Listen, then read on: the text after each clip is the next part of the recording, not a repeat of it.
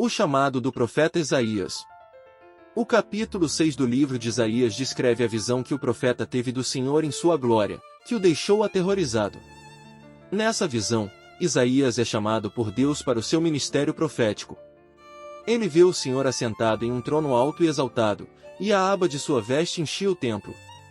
Isaías se sente indigno e aterrorizado diante da santidade de Deus, mas um serafim purifica seus lábios com uma brasa do altar, simbolizando a purificação de seus pecados.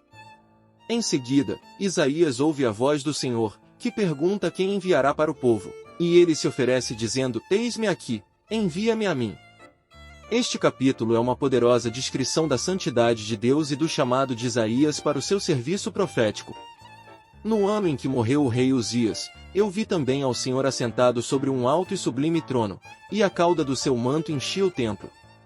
Os serafins estavam por cima dele, cada um tinha 6 asas, com 2 cobriam os seus rostos, e com 2 cobriam os seus pés, e com 2 voavam.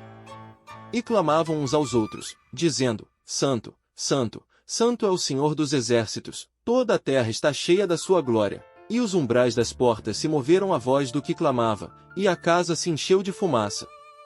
Então disse eu: Ai de mim! Pois estou perdido, porque sou um homem de lábios impuros, e habito no meio de um povo de impuros lábios. Os meus olhos viram o Rei, o Senhor dos exércitos.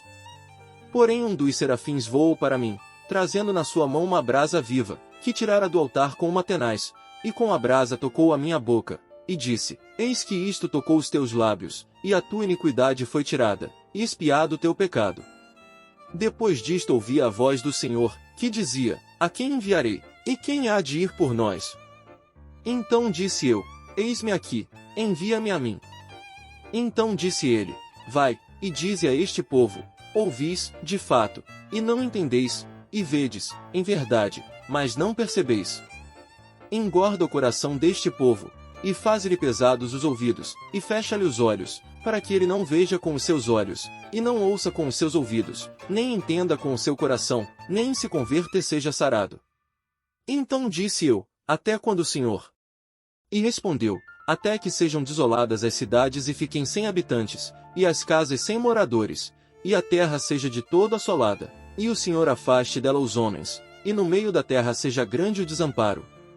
Porém ainda a 10ª parte ficará nela, e tornará a ser pastada, e como o carvalho, e como a azinheira, que depois de se desfolharem, ainda ficam firmes, assim a santa semente será a firmeza dela. Isaías 6, 1-13. Sucedeu, pois, nos dias de Acais, filho de Jotão, filho de Uzias, rei de Judá, que Rezim, rei da Síria, e Peça, filho de Remalias, rei de Israel, subiram a Jerusalém, para pelejarem contra ela, mas nada puderam contra ela. E deram aviso à casa de Davi, dizendo: A Síria fez aliança com Efraim. Então se moveu o seu coração, e o coração do seu povo, como se movem as árvores do bosque com o vento.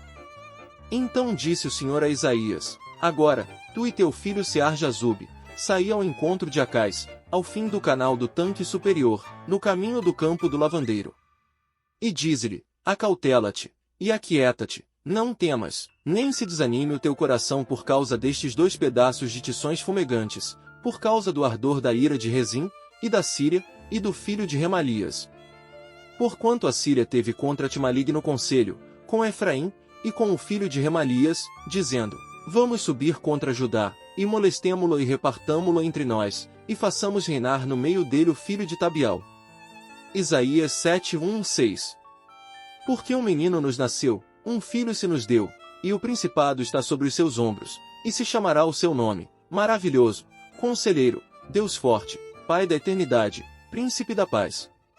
Do aumento deste principado e da paz não haverá fim, sobre o trono de Davi no seu reino, para o firmar e o fortificar com juízo e com justiça, desde agora e para sempre. O zelo do Senhor dos exércitos fará isto.